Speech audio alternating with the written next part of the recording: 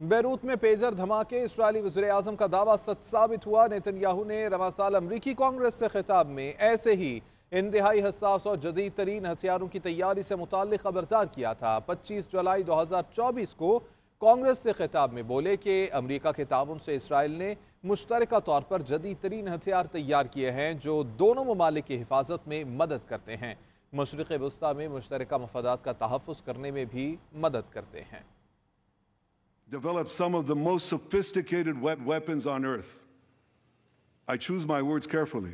We've jointly developed some of the most sophisticated weapons on earth that help protect both our countries. ہم نے ابھی کئی صلاحیتوں کا ظاہرہ ہی نہیں کیا۔ اسرائیلی آرمی چیف کا لبنان میں سائبر حملوں پر رد عمل سامنے آ گیا۔ لبنان سے ملحقہ سرحد کے دورے کے دوران لیفٹیننٹ جنرل ہیرزی حلومی کا کہنا تھا کہ ہم جنگ میں مرحلہ وار آگے بڑھ رہے ہیں، اگلے 2 مرحلوں پر جلد عمل درآمد کیا جائے گا۔ حزب اللہ کو ہر مرحلے پر زیادہ قیمت چکانا ہوگی۔ اسرائیلی وزیر دفاع کہتے ہیں کہ خطے میں جنگ کے نئے مرحلے کا آغاز کر دیا ہے۔ حزب اللہ کے خلاف شمالی محاذ پر توجہ مرکوز کر رہے ہیں۔ اسرائیلی فوج اور سیکیورٹی ایجنسیوں نے لبنان میں قابل تعریف کام کیا ہے۔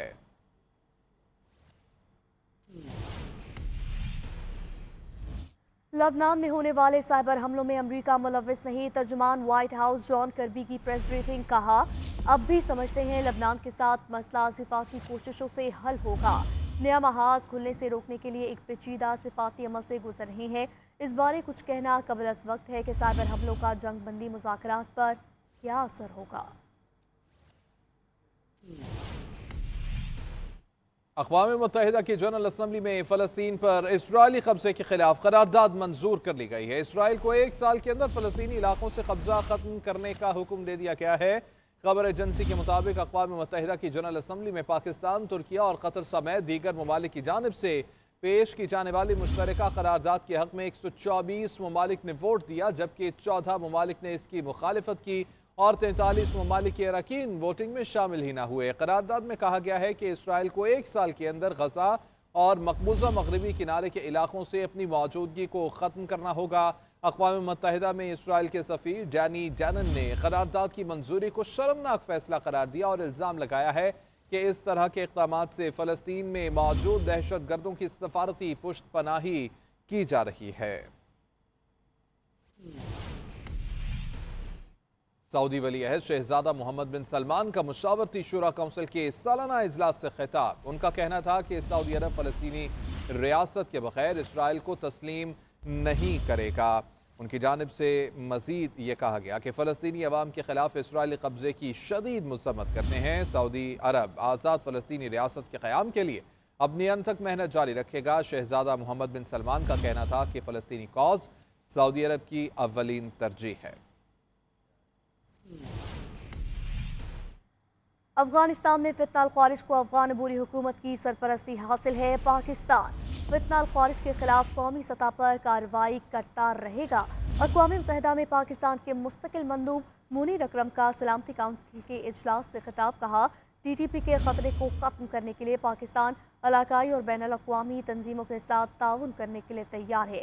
افغانستان میں خواتین کی آواز دبانے اور انسانی بحران پر تشویش ہے۔ عالمی برادری افغانستان سے متعلق اپنے مقاصد نظر انداز نہ کرے۔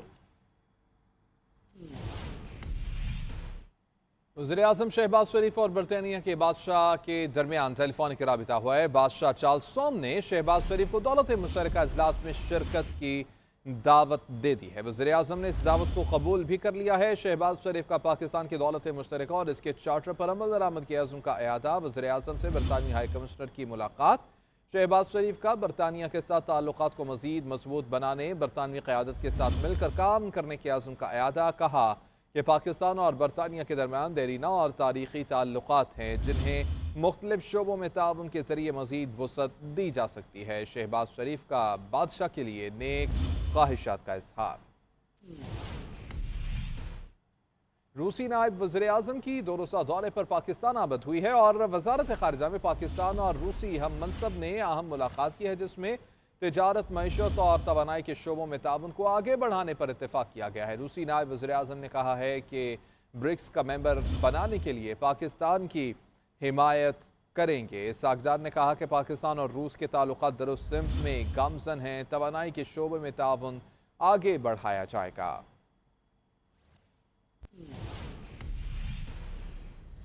برکس کا ممبر بنانے کے لیے پاکستان کی حمایت کریں گے، روسی نائب وزیر اعظم کا اعلان۔ روس اور پاکستان تجارتی اور توانائی شعبوں میں تعاون بڑھانے پر متفق۔ روسی فیڈریشن کے نائب وزیر اعظم الیکسی ورچوک اعلیٰ سطح کے وفد کے ہمراہ پاکستان پہنچے، جہاں وزارت خارجہ حکام نے ان کا استقبال کیا۔ بعد میں معزز مہمان کی وزارت خارجہ میں ہم منصب اسحاق ڈار سے ملاقات ہوئی، جس میں دونوں ممالک کے درمیان تجارت اور معاشی تعاون پر گفتگو ہوئی۔ مشترکہ پریس کانفرنس میں نائب وزیر اعظم اور وزیر خارجہ اسحاق ڈار نے کہا کہ پاکستان اور روس کے درمیان تعلقات درست میں گامزن ہے، توانائی کے شعبے میں تعاون آگے بڑھایا جائے گا۔ Pakistan Russia bilateral trade last year reached the unprecedented mark of $1 billion.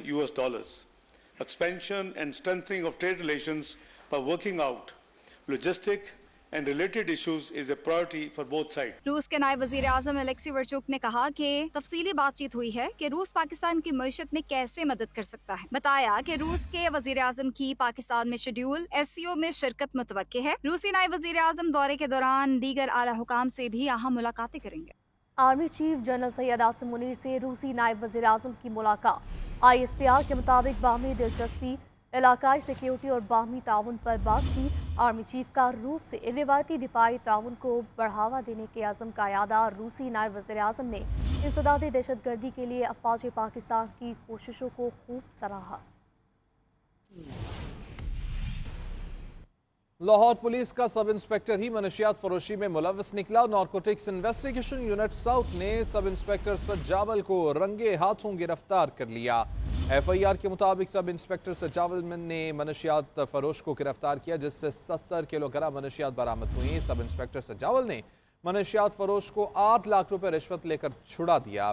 Sub inspector Sajawal نے پکڑی گئی منشیات فروخت کرنے کے لیے ایک معطل کانسٹیبل سے رابطہ کیا۔ معطل کانسٹیبل تقاصر سے 50,000 روپے فی کلو فروخت کا سودا طے پایا، اور کانسٹیبل تقاصر منشیات کی سپلائی کے لیے رخسانہ نامی خاتون کا بھی سہارا لیتا تھا۔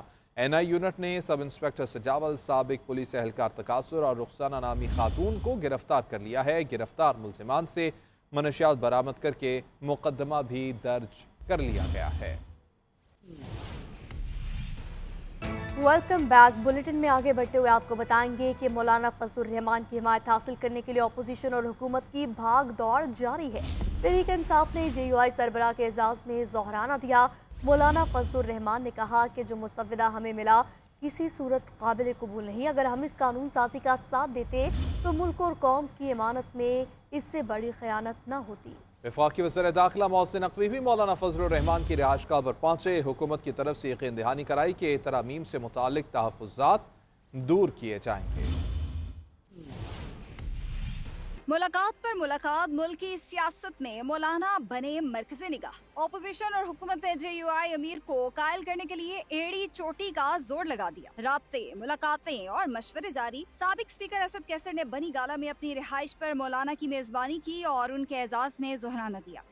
کھانا کھانے آئے تھے، کھانا کھا کے چل۔ سابق صدر عارف الوی اور رؤف حسن بھی موجود تھے۔ اس دوران مجوزہ آئینی ترامیم پر گفتگو ہوئی۔ مولانا فضل الرحمان نے آئینی ترامیم پر حکومت کا مسودہ مسترد کر دیا۔ کہا ترمیم کا ساتھ دیتے تو یہ قوم اور ملک کے ساتھ بڑی خیانت ہوتی۔ دیکھیے اس وقت تو ہم نے ان کا مسودہ مکمل مسترد کر دیا ہے، بلکہ وہ تو اب یہ بھی کہنے کے لیے کہ ہمارا تو کوئی مسودہ ہے ہی نہیں، تو پھر جو پرووائڈ کیا گیا وہ کیا تھا؟ جو کسی کو پرووائڈ کیا گیا، کسی کو نہیں کیا گیا، یہ کیا کھیل تھا؟ اسد کیسر نے کہا کہ ارکان اسمبلی کو اغوا کر کے قانون سازی کرنا کون سی جمہوریت ہے؟ جو بھی ہوگا JUI کے ساتھ مشاورت سے ہوگا۔ پارلیمنٹ کے اندر ہم جو ہے نا جو بھی کریں گے ہم مشاورت سے کریں۔ اس وقت جو ملک میں سچویشن ہے وہ آپ کو پتہ ہے کہ ایک طرف بلوچستان میں جتنی بے چینی ہے، خیبر پختونخوا کے جو مرج اضلاع ہے ادھر جو بے چینی ہے، تو اس وقت اس ملک میں کوئی امن و امان کی صورتحال وہ بہت تشویشناک ہے۔ ضرورت اس بات کی ہے کہ تمام پولیٹیکل پارٹیز، خاص کر اپوزیشن، ان کو اس پہ اکٹھا ہونا چاہیے اور اکٹھا آواز اٹھانی چاہیے۔ دوسری جانب حکومتی رہنما بھی مولانا کو منانے کے لیے سرگرم ہیں۔ وزیر داخلہ محسن نقوی مولانا کی رہائش گاہ پہنچے اور آئینی ترامیم پر ان کے تحفظات دور کرنے کی یقین دہانی کرائی۔ ذرائع کے مطابق محسن نقوی نے مجوزہ ترامیم کے لیے JUI سے حمایت کی درخواست۔ وفاقی وزیر قانون اعظم نذیر تارڑ کا کہنا ہے کہ 25 اکتوبر تک چیف جسٹس قاضی فائز عیسیٰ ہیں۔ موجودہ قانون کے مطابق 26 اکتوبر سے جسٹس منصور علی شاہ چیف جسٹس بن جائیں گے۔ اسلام آباد میں وکلاء نمائندگان سے خطاب کرتے ہوئے اعظم نصیر تارڑ نے کہا کہ آئینی عدالت کا معاملہ 18 سال سے زیر بحث ہے، کسی ایک شخص کو نظر میں رکھ کر قانون سازی کو نہ دیکھیں۔ ہم نے یہ تجویز نہیں دی کہ چیف جسٹس قاضی فائز عیسیٰ ہی آئینی عدالت کے سربراہ ہوں، ہم نے تجویز دی کہ وزیر اعظم کی مشاورت سے آئینی عدالت کے سربراہ کا تقرر کیا جائے۔